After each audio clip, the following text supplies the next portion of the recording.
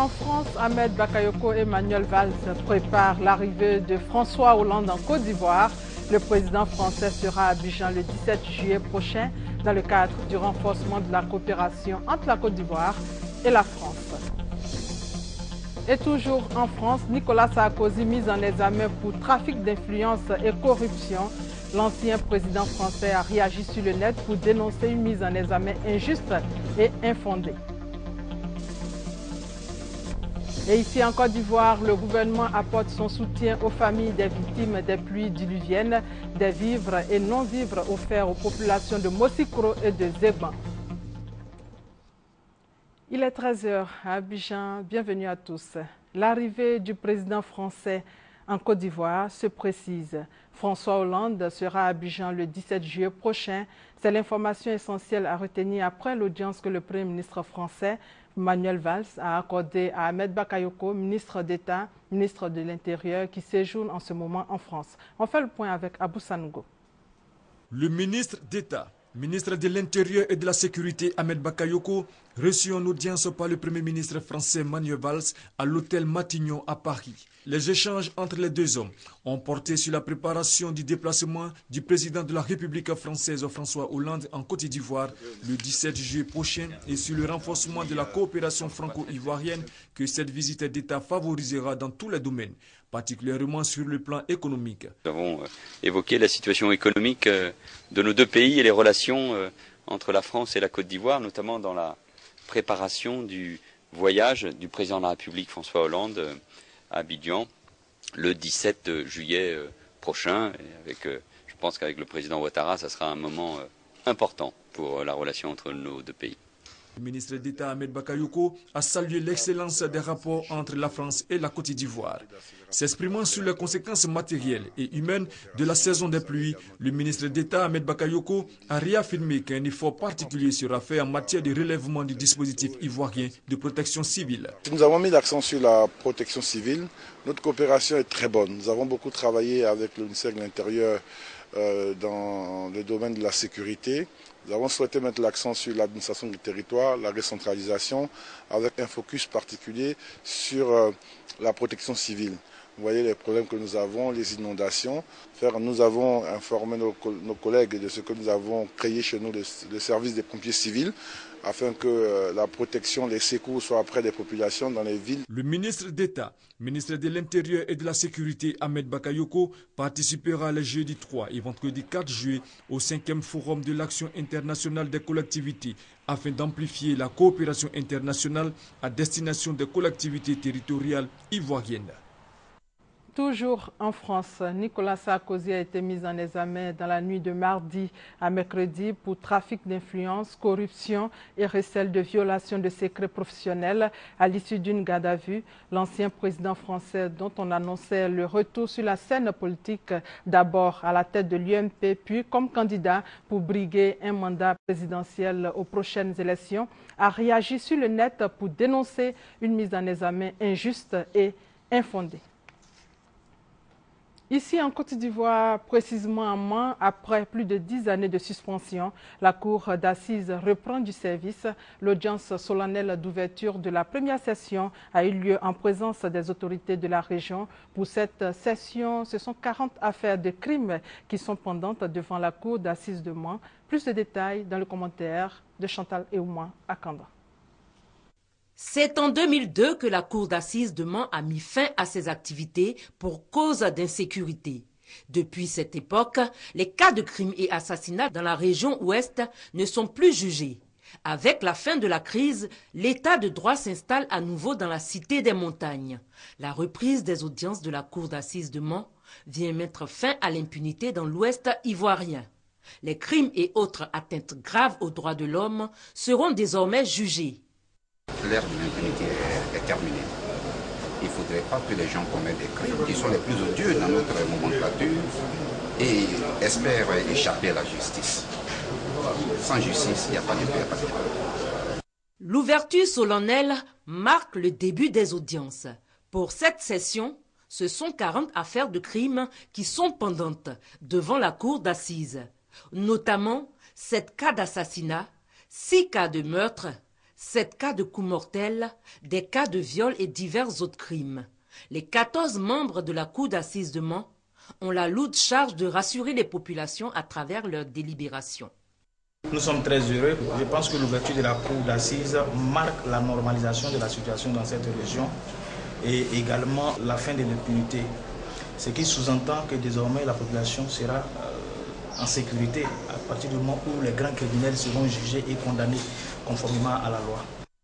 La Cour d'assises a pour mission de juger toutes les personnes qui ont choisi délibérément de mettre fin à la vie d'autrui. Avec l'audience solennelle d'ouverture de la première session, la Cour d'assises de Mans a repris ses activités. Ce communiqué du ministère de la Défense, il est porté à la connaissance des candidats au concours d'entrée dans les écoles de gendarmerie, session 2013, que le résultat est disponible et peut être consulté au lieu suivant: le commandement supérieur de la gendarmerie nationale au Plateau, la caserne de gendarmerie d'Agman route Zo, l'école de gendarmerie nationale de Cocody route Bingerville, les états-majors des légions de gendarmerie de Daloa, Boaké, Korogo, Yamsokro et San Pedro. La rentrée dans les différentes écoles Abidjan et Torogué est prévue pour le samedi 5 juillet 2014 à 8 h. Les pluies diluviennes qui s'abattent sur Abidjan font beaucoup de victimes, beaucoup de dégâts matériels, mais le gouvernement ivoirien n'est pas indifférent face à cette situation. Il apporte son soutien aux familles des victimes de cette saison des pluies. Cette fois, le geste de compassion concerne les populations du quartier précaire de Mosikro, situé dans la commune d'Atekoubé, et les populations de Zegban, un village du département de Fresco. Elles ont reçu des vivres et non-vivres, nous dit Gabriel Zani. En 2 semaines de fortes pluies, on enregistre déjà 23 morts dans le district d'Abidjan, dont 3 à Mosikro. Dans ce quartier précaire d'Atekoubé, près de 1500 personnes ont été forcées de quitter leur maison, située au flanc des collines et donc exposées au glissement de terrain. À 6 h, monsieur le maire était là. Avant qu'il n'arrive, on a ramassé tous nos bagages. On est quitté. Merci pour tout ce que vous avez fait pour nous. La ministre de la Solidarité et le maire de la commune d'Atekoubé ont rendu visite aux familles sinistrées de Mosikro pour apporter l'assistance du gouvernement, des vivres et des non-vivres. À la suite des bénéficiaires, c'est de dire merci à son Excellence Alassane Ouattara, président de la République de Côte d'Ivoire, qui a pris ce problème à bras le corps et qui a fait un conseil des ministres pour se préoccuper de la situation de ses concitoyens qui ont vécu tous ces drames. Même constat des dégâts des pluies diluviennes à Zegban, non loin de Fresco. Des inondations ont mis plus de 1000 personnes à la rue dans ce village. À Zegban, les familles vivent dans des maisons de fortune construites en bois ou en terre battue sur des sites dangereux. Des habitations qui ne peuvent résister à des pluies diluviennes. Face à ce spectacle de désolation, Anne Désiré Ouloto demande aux populations d'écouter les conseils de déguerpissement des autorités. Au lieu de dire qu'on va préparer la rentrée des enfants, Madame le ministre va venir soutenir au moins les enfants, envoyer des cahiers, des livres. On va venir soutenir les familles pour ceux qui sont morts. Même si quelqu'un veut prendre une décision pour sa famille, si le gouvernement dit mon ami, il ne faut pas faire ça, mon frère, il ne faut pas faire ça, écoutez ce que dit le gouvernement. C'est dans votre intérêt. Des dons d'une valeur de 23 millions de francs CFA ont été remis aux populations de Mosikro et des Zegban. Le gouvernement est à pied d'œuvre pour trouver des sites de recasement. Pour le moment, ces victimes ont été recueillies par des familles et des amis. En plus des gestes de compassion, le gouvernement a pris d'autres mesures dans le cadre de la lutte contre ces sinistres engendrés par les pluies du mois de juin. Le contenu du communiqué du gouvernement avec David Gouedan, Mobio. Les pluies diluviennes qui se sont abattues sur toute l'étendue du territoire national depuis un mois ont causé de nombreux dégâts matériels et des pertes en vies humaines, tant à Abidjan qu'à l'intérieur du pays. Face à cette situation, le gouvernement, à travers les structures opérationnelles en charge de la protection civile, a fait prendre les mesures suivantes. Sauvetage des personnes sinistrées, prise en charge médicale des blessés, prise en charge des frais funéraires, curage et drainage des caniveaux dans le district d'Abidjan, financement du déguerpissement des populations vivant dans ces zones à risque, assistance aux sinistrés et aux victimes. Cependant, compte tenu de l'ampleur des intempéries, il s'avère nécessaire de renforcer les mesures déjà prises. C'est pourquoi, sur instruction du chef de l'État, le président Alassane Ouattara, le gouvernement a décidé d'associer les forces républicaines de Côte d'Ivoire à la mise en œuvre des mesures préventives et opérationnelles de lutte contre les effets des pluies. Cette décision, qui contribue au renforcement du plan national de la protection civile, est rendue nécessaire en raison, selon les prévisions des services de météorologie, d'une intensité des pluies plus forte que celle habituellement enregistrée, ainsi que d'une durée plus longue de la saison des pluies.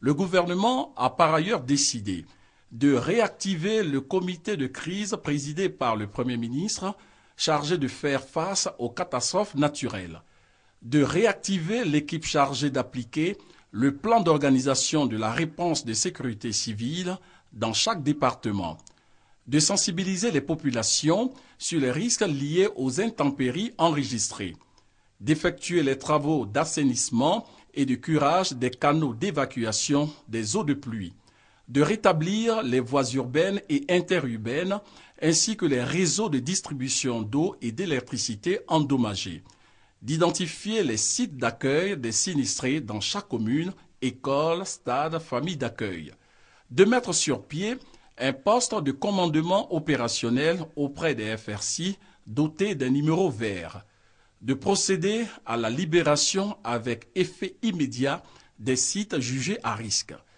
La mise en œuvre de ces mesures sera coordonnée dans chaque département par le préfet de département en collaboration avec l'Office national de la protection civile, le groupement des sapeurs-pompiers militaires, les collectivités territoriales et les structures des ministères techniques concernés.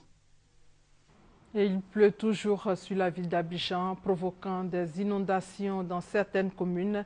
Des embouteillages monstres paralysent la circulation. Et à Koumassi, la grande mosquée de cette commune, en état de dégradation, est sur le point de s'affaisser. Le constat de Patricia Omouetia.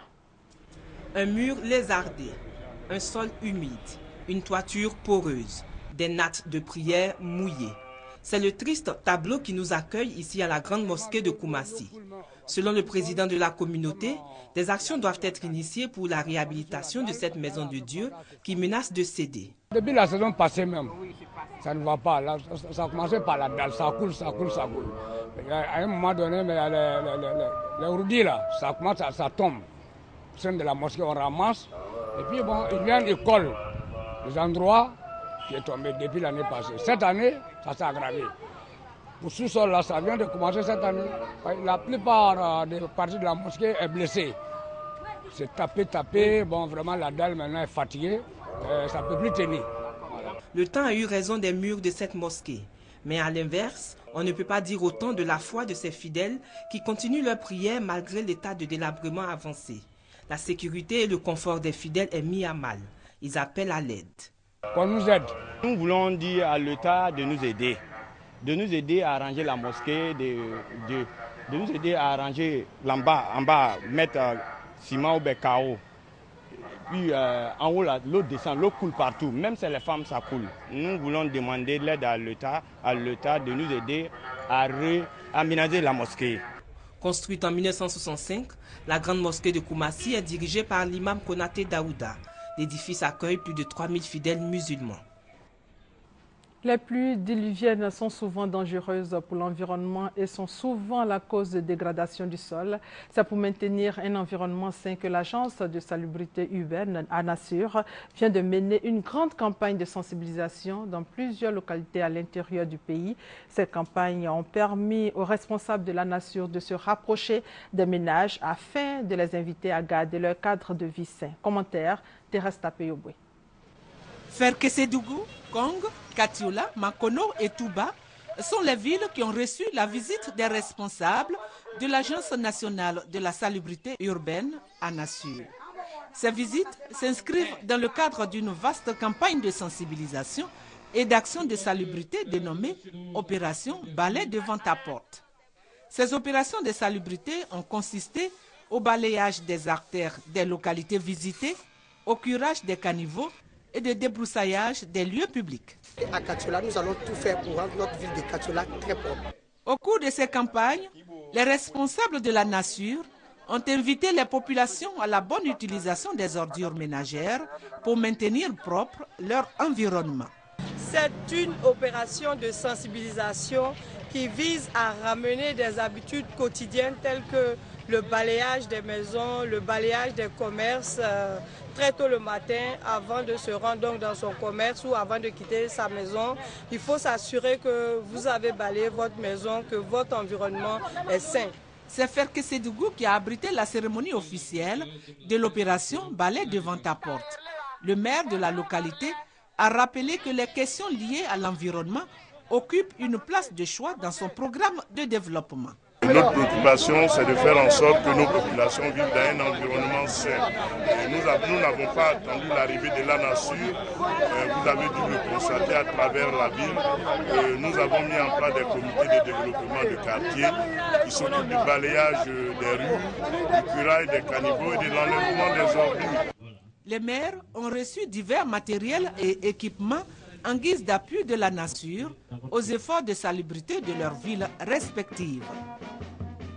Dans le domaine de l'agriculture, des exploitantes de karité de plusieurs régions de la Côte d'Ivoire ont été récemment formées aux bonnes pratiques de la production des amandes. Il s'est agi de permettre à ces femmes d'avoir des noix de qualité afin de tirer profit de leurs activités. Le ministre de l'Agriculture est sur place à Korogo pour visiter les sites de production. Reportage Philomène Kwame Aïpé Korogo, commentaire Thérèse Tapé Yoboué. La Côte d'Ivoire produit 35 000 tonnes de noix de karité par an. Elle occupe la 5e place mondiale sur 21 pays producteurs. La noix de karité est exportée sous forme d'amandes sèches ou de beurre de karité. Afin de permettre aux femmes qui exercent dans cette filière de tirer meilleur profit de leurs activités, elles viennent de bénéficier d'une formation aux bonnes pratiques de production des amandes de karité. Jusqu'à présent, elles pratiquent la production jusqu'à la structuration du beurre avec les anciennes méthodes. Et nous voulons vraiment leur donner des méthodes qui vont leur permettre d'avoir plus de production et avoir encore de la clientèle importante pour acheter leurs produits. Cette formation a été initiée par l'Agence globale de karité en collaboration avec le réseau ivoirien de karité et financée par l'USAID. En nous formant, je pense que c'est la bonne manière que nous devons retenir parce que c'est ce qui va nous sortir de la pauvreté. En plus, ça va améliorer la santé des gens. Le ministre de l'Agriculture, qui a visité certains sites de production du beurre de karité à Korogo, a rassuré les productrices du soutien du gouvernement. Le gouvernement a pris l'engagement de mettre le karité parmi les priorités. En tant que ministre de l'Agriculture, je voudrais prendre ici solennellement l'engagement et dire que nous allons aider les femmes qui produisent le karité. Auparavant, Kwasi Ntaye, directeur régional des eaux et forêts à Korogo, a exhorté les populations à la préservation des arbres de karité, dont les noix constituent une source de revenus assez importante dans la région. Il préconise le reboisement et la création d'exploitations de karité. Environ 92 millions de francs CFA, tel est l'excédent réalisé par l'entreprise coopérative agricole de Soubré pour l'exercice 2013. Les chiffres ont été révélés par les dirigeants de la dite entreprise lors de leur 4e assemblée générale ordinaire. Commentaire Honorine Ngori. Dans le bilan de gestion présenté par le président du conseil d'administration, François Kwame Kofi, et le directeur de l'entreprise coopérative de Soubré, Germain Kofi Kwasi, il ressort que l'entreprise coopérative a commercialisé 3300 tonnes de fèves de cacao pour un chiffre d'affaires de plus de 2 milliards de francs CFA et réalisé un bénéfice d'environ 92 millions de francs CFA. Les dirigeants ont évoqué quelques difficultés rencontrées lors de l'exercice, notamment l'état dégradé des pistes de desserte agricole. Ils ont félicité le Conseil du café cacao pour les appuis apportés aux producteurs relatifs à la distribution gratuite des produits phytosanitaires et des semences améliorées. Le directeur départemental de l'agriculture de Méagui, Lassina Diomondé, et le représentant du délégué régional du Conseil du café cacao de Soubré, Sina Kone, ont tous les deux félicité l'entreprise coopérative pour les efforts fournis et exhorté les producteurs à faire du cacao de bonne qualité. Dans le même temps, le sous-préfet d'Upoyo, David Ncho, leur a recommandé la fidélité et le respect des mesures de commercialisation mises en place par l'État de Côte d'Ivoire. La cérémonie a été marquée par la distribution de présents aux producteurs. Ils ont reçu des produits phytosanitaires, des atomiseurs et des bottes pour les aider dans leur travail. Toujours dans le domaine agricole, à Méagui, des coopératives font le bilan de la production café-cacao, bilan jugé satisfaisant. Eugène Atoubé pour plus de détails. Heureux les membres de la coopérative des producteurs de Sofossi, Louiri, village de la sous-préfecture de Méagui.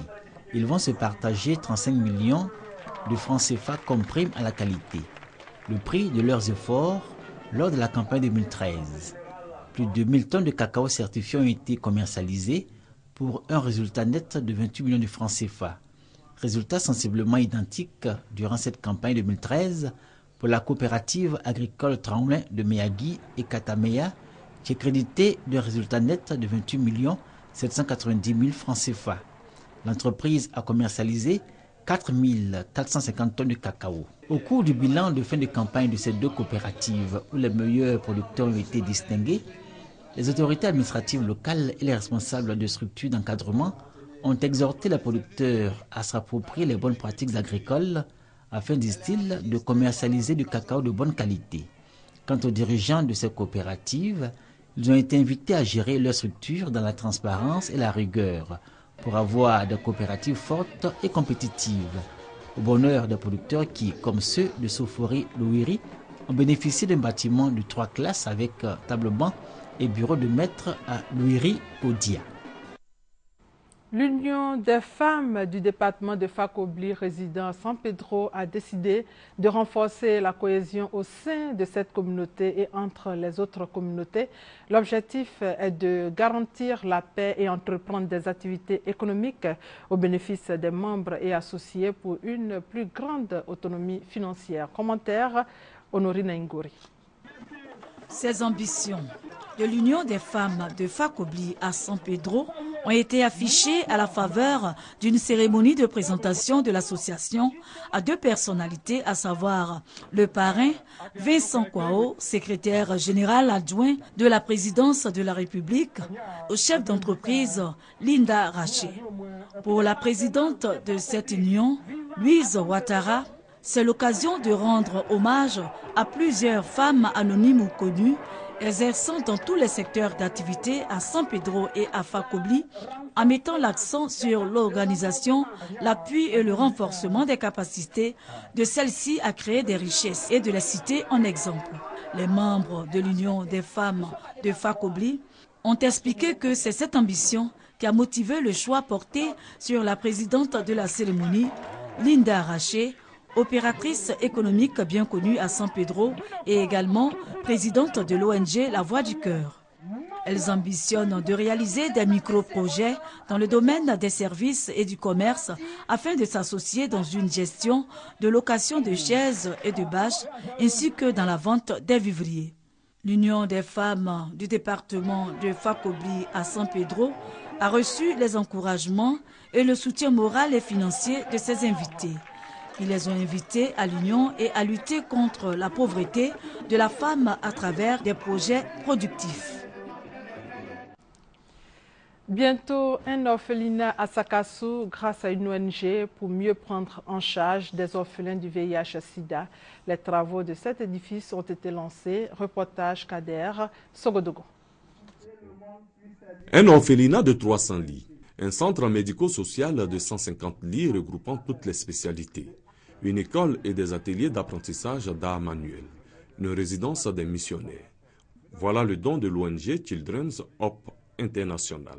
D'un coût global de 4,5 milliards de francs CFA, ces infrastructures au profit des enfants orphelins du fait du VIH-Sida seront construites sur une superficie de 10 hectares.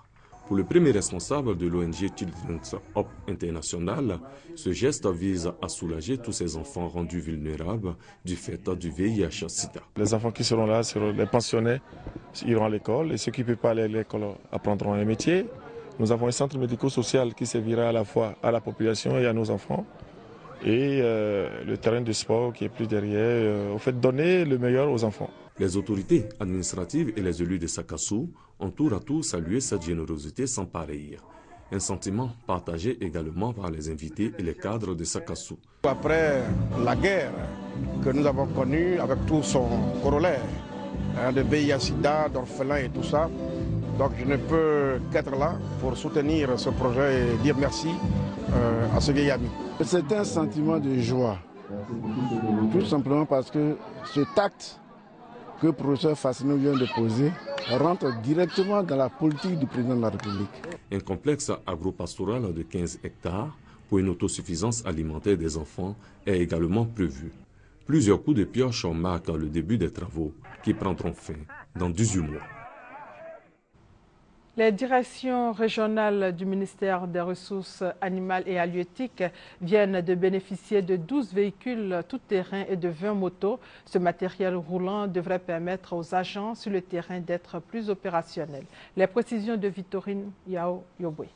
12 véhicules tout-terrain et 20 motos d'une valeur de 290 millions de francs CFA. Voilà les équipements motorisés que le ministère des Ressources animales et halieutiques vient de mettre à la disposition des directions régionales et projets d'Abidjan, Yamsokro, Bouaké et Korogo. Le ministre Kobena Kwasi Adjoumani a tenu lui-même à remettre à chaque bénéficiaire son matériel. Cet acte n'est pas fortuit. Nous avons élaboré ensemble un document de stratégie de développement de l'élevage, de la pêche et de l'aquaculture. Ce document regorge de réelles potentialités et perspectives concrètes pour asseoir une production animale et halieutique durable, soutenue et prospère. Je vous invite à vous en approprier et à le traduire en projet de développement afin de relever la place des ressources animales et halieutiques dans l'économie nationale, c'est-à-dire contribuer à 6% du PIB au lieu de 2% actuellement. Le ministre attend donc de ses collaborateurs qu'ils soient désormais en contact permanent avec les éleveurs et pêcheurs afin d'accroître le rendement des filières. Les bénéficiaires, quant à eux, ont pris la pleine mesure de leurs responsabilités. Ils s'engagent à faire de leur mieux pour permettre à la Côte d'Ivoire de combler son déficit en protéines animales et halieutiques. Et en image, cette deuxième édition des Journées ivoiriennes de la viande de porc et ses dérivés, journée organisée par l'interprofession porcine de Côte d'Ivoire en collaboration avec l'Association des docteurs vétérinaires. L'objectif est clair, valoriser la viande de porc dans toute sa dimension économique et surtout nutritionnelle. Et nous reviendrons largement sur ce reportage de Patrice Kouakou dans nos prochaines éditions. Depuis hier, l'Union européenne forme à Abidjan les inspecteurs de pêche. Formation sur les procédures de contrôle et d'inspection pratique des navires au port et en zone côtière. Il s'agit d'examiner la mise en place d'un centre de surveillance des pêches et l'utilisation du système de surveillance des navires par satellite, nous dit Hugues Evebli. L'amélioration du contrôle et de la surveillance des activités de pêche en Côte d'Ivoire, c'est ce que vise l'Union européenne à travers cette formation des inspecteurs de pêche. Il s'agit pour les experts de l'Union d'instruire les inspecteurs de Côte d'Ivoire sur la mise en place d'un centre de surveillance des pêches et l'exploitation du système de surveillance des navires par satellite. La formation de 3 jours permettra également de les familiariser au pouvoir, à la méthodologie, à l'élaboration des rapports et à l'ensemble des actions qui incombent à l'inspecteur des pêches. Le port d'Abidjan est le premier port tonnier, mais nous ne voudrons pas que notre port soit un port de blanchiment du poisson qui est pêché illégalement. Donc vraiment cette formation-là vient à point nommé pour nous former, pour qu'on soit aguerris, pour lutter contre cette pêche illicite non déclarée et non réglementée. En Côte d'Ivoire, pour la deuxième fois, les experts de l'Union européenne notent avec satisfaction les progrès déjà réalisés depuis l'année dernière par la partie ivoirienne dans le domaine de la lutte contre la pêche illicite. L'identification des bateaux dans les eaux de la Côte d'Ivoire à travers les systèmes électroniques de surveillance va également faire l'objet d'une concentration d'une activité particulière. Il y aura également un autre volet consacré à l'inspection plus spécifiquement en mer ou dans la zone côtière, puisque nous savons que la Côte d'Ivoire subit des incursions assez fréquentes de bateaux dans la zone très côtière qui menacent les populations locales. D'une durée de 5 ans, un nouvel accord de partenariat de pêche thonier lie la Côte d'Ivoire et l'Union européenne depuis le 1er juillet 2013. L'amélioration du contrôle et de la surveillance des activités de pêche en Côte d'Ivoire est une de ses priorités. Et c'est la fin de ce 13h. Merci de votre fidélité.